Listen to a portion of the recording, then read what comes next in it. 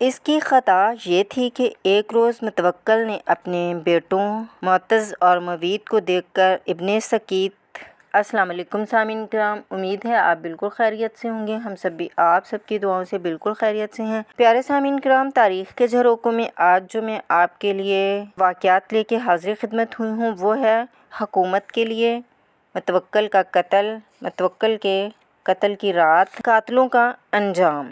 آپ کے ساتھ یہ سلسلہ شیئر کرنے سے پہلے آپ سے گزارش ہے آپ میرے چینل کو سبسکرائب کر لیں اور بیل آئیکن کو پریس کر لیں تاکہ میری ہر نئی آنے والی ویڈیو کا نوٹیفیکیشن آپ کو سب سے پہلے مل سکے۔ آئیے واقعات آپ کے ساتھ شیئر کرتی ہوں۔ اعوذ باللہ من الشیطان الرجیم، بسم اللہ الرحمن الرحیم۔ حکومت کے لیے عباسی خلیفہ المتوکل علی اللہ جعفر نے مسند نشین ہوتے ہی سنت رسول صلی اللہ علیہ وآلہ وسلم کی طرف توجہ کی اور علماء و حدیث یعنی محدثین کی مدد کی اور تمام ممالک کے محدثین جمع کیے۔ ابو بکر بن ابی شیبہ کو جامعہ رصافہ میں مقرر کیا اور ان کے بھائی عثمان کو جامعہ منصور میں مقرر کیا۔ ان کے وعظ میں روزانہ تقریباً 30 ہزار آدمی جمع ہو جاتے تھے۔ اس کام سے لوگ متوکل سے بہت خوش ہوئے اور اس کے لیے دعائیں کی گئیں۔ یہ عباسی خلیفہ تھا لیکن 2 سال بعد اس نے ایسے کام کیے کہ لوگوں نے اس کو نصبی خارجی کا لقب دے دیا۔ اس نے حضرت امام حسین رضی اللہ تعالیٰ عنہ کی قبر مبارک اور اس کے ارد گرد جو قبریں تھیں انہیں کھدوا کر برابر کروا دیا اور لوگوں کو اس کی زیارت سے منع کر دیا۔ لوگوں کو اس حرکت سے بہت صدمہ پہنچا اور اہل بغداد نے اس کے خلاف دیواروں اور مسجدوں پر گالیاں لکھ کر چسپاں کر دیں۔ شاعروں نے اس کی ہجو میں نظمیں لکھیں۔ اس کی حکومت کے 4 سال بعد آسمانی آفات کا سلسلہ شروع ہو گیا۔ اہل حلاتہ نے آسمان سے ایک چیخ کی آواز سنی جس سے ہزاروں آدمی مر گئے۔ عراق میں مرغی کے انڈے کے برابر اولے پڑے۔ مصر کے علاقے میں آسمان سے پتھر برسے جن کا وزن 10 رطل تھا۔ یمن میں پہاڑوں نے اتنی حرکت کی کہ لوگوں کے کھیت ایک جگہ سے دوسری جگہ منتقل ہو گئے۔ حلب میں ایک سفید جانور رمضان شریف میں ظاہر ہوا۔ لوگوں نے سنا وہ کہتا تھا لوگو اللہ سے ڈرو، اللہ سے ڈرو۔ اس طرح 40 آواز لگائیں اور اڑ گیا۔ دوسرے روز پھر نمودار ہوا اور اسی طرح آوازیں لگائیں۔ اس عجیب و غریب بات کو لوگوں نے تحریر کر کے اس پر 500 افراد کی شہادت دلوائی اور دارالحکومت میں یہ تحریر بھیجی تاکہ دارالحکومت میں اس کو جھوٹ اور مذاق نہ سمجھ لیا جائے۔ آسمانی آفات کا یہ سلسلہ بھی متوکل کو اس کے ارادوں سے باز نہ رکھ سکا۔ لوگوں نے اس کو لعنت ملامت کی کہ وہ عباسی خلیفہ ہے، اس کے باوجود اس طرح کے مظالم ڈھا رہا ہے، لیکن لوگوں کی لعنت و ملامت کا اس پر اثر نہ ہوا۔ متوکل نے یعقوب بن سکیت امام عربیہ کو جو اس کے بیٹوں کا استاد تھا مروا دیا۔ اس کی خطا یہ تھی کہ ایک روز متوکل نے اپنے بیٹوں معتز اور موید کو دیکھ کر ابن سکیت سے دریافت کیا کہ تمہارے نزدیک یہ اچھے اور پسندیدہ ہیں یا امام حسن رضی اللہ تعالیٰ عنہ اور امام حسین رضی اللہ تعالیٰ عنہ؟ یعقوب بن سکیت نے جواب دیا کہ معتز اور موید سے تو حضرت علی رضی اللہ تعالیٰ عنہ کا غلام قنبر بھی بہتر ہے۔ اچھا جائے گا کہ امام حسن رضی اللہ تعالیٰ عنہ امام حسین رضی اللہ تعالیٰ عنہ سے مقابلہ کیا جائے۔ یہ سن کر اس نے چند ترکوں کو حکم دیا کہ اسے چت لٹا کر اس کے پیٹ پر تب تک کودو جب تک اس میں جان باقی رہے۔ درس کہتے ہیں کہ اس نے ان کی زبان تالو سے کھنچوا لی اور وہ مر گئے۔ ان کی اولاد کو دیت یعنی خون بہا بھیج دیا۔ متوکل کا وزیر فتح بن خاقان کہتا ہے کہ میں نے ایک مرتبہ متوکل کو بہت فکر مند اور سرنگوں دیکھا تو اس نے عرض کیا اے امیر المومنین آپ کو کیا فکر ہے؟ اللہ تعالیٰ کی قسم روئے زمین پر آپ سے زیادہ کسی کو آرام و آسائش میسر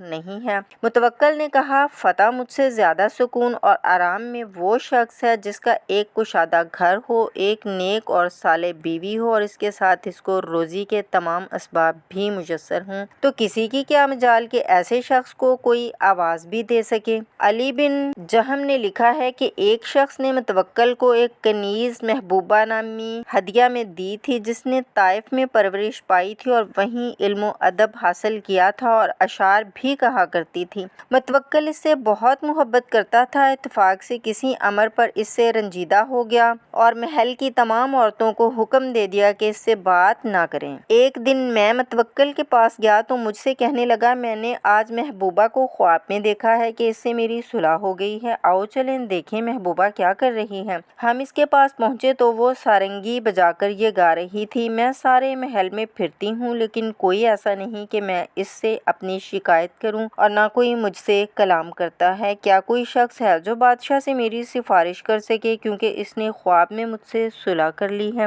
یہ سن کر متوکل نے اس کو آواز دی تو اس نے کہا کہ رات میں خواب دیکھا تھا کہ آپ نے مجھ سے صلح کر لی ہے۔ متوکل نے کہا، اللہ کی قسم میں نے بھی اسی طرح کا خواب دیکھا ہے۔ اس کے بعد اس کو پہلے والے مرتبے پر بحال کر دیا۔ متوکل بہت سخی تھا، اس نے شورا کو جتنا انعام دیا کسی عباسی خلیفہ نے نہیں دیا۔ متوکل کا قتل۔ متوکل کی 4000 کنیزیں تھیں، وہ عیش و عشرت میں منہک رہتا تھا۔ علی بن جہنم کہتے ہیں کہ متوکل کو اپنے بیٹے معیز کی ماں سے جو ایک کنیز تھی بہت محبت تھی اور اس کو اس کے بغیر چین نہیں آتا تھا۔ اس نے اپنے بیٹے منتصر کو اپنا ولی عہد بنایا تھا۔ منتصر کے بعد اس نے معتز اور موید کے لیے ولی عہدی پر بیعت لی تھی، لیکن اسے معتز کی ماں سے بہت محبت تھی، اس وجہ سے اس نے ارادہ کیا کہ منتصر کے بجائے اپنے بیٹے معتز کو ولی عہد بنا دے۔ اس نے منتصر سے کہا لیکن وہ اس پر راضی نہ ہوا، اس نے صاف انکار کر دیا۔ متوکل نے ایک مجلس میں منتصر کو معزول کر کے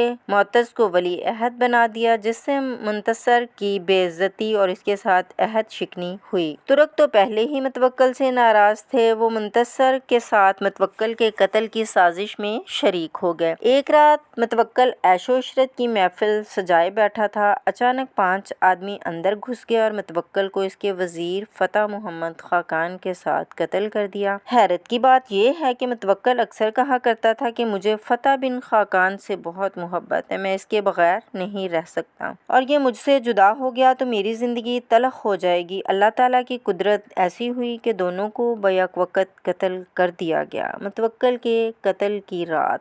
عمر بن شیبان کہتے ہیں، جس رات متوکل قتل ہوا میں نے خواب دیکھا کہ کوئی شخص اشعار پڑھ رہا ہے، کیا تو نہیں جانتا ان کمبختوں نے خلیفہ ہاشمی اور فتح بن خاقان کے ساتھ کیا کیا، اور وہ اللہ تعالیٰ سے مظلومی کی حالت میں ملا ہے، اس لیے اہل آسمان نے بھی شور کیا ہے۔ پھر 2 ماہ بعد میں نے متوکل کو خواب میں دیکھا، میں نے دریافت کیا اللہ تعالیٰ نے آپ سے کیا سلوک کیا؟ اس نے جواب دیا، کچھ دنوں جو میں نے احیا سنت کیا تھا اس کی وجہ سے مجھے اللہ تعالیٰ نے بخش دیا۔ میں نے دریافت کیا، آپ کے قاتلوں کے ساتھ کیا معاملہ کیا ہوگا؟ اس نے جواب دیا، میں اپنے بیٹے کا انتظار کر رہا ہوں، جب وہ یہاں آ جائے گا تب میں اللہ تعالیٰ کے سامنے فریاد کروں گا۔ سامعین کرام، ہماری آج کی ویڈیو کا آخری موضوع ہے قاتلوں کا انجام۔ اپنے باپ کو قتل کرانے کے بعد المنتصر یا اللہ مسند خلافت پر بیٹھا۔ اس کی ماں رومی کنیز تھی۔ منتصر بہت خوبصورت، ہسمکھ اور نیکیوں کی طرف رغبت رکھنے والا تھا۔ اس نے امام حسین رضی اللہ تعالیٰ عنہ کی قبر کی زیارت کی اجازت دے دی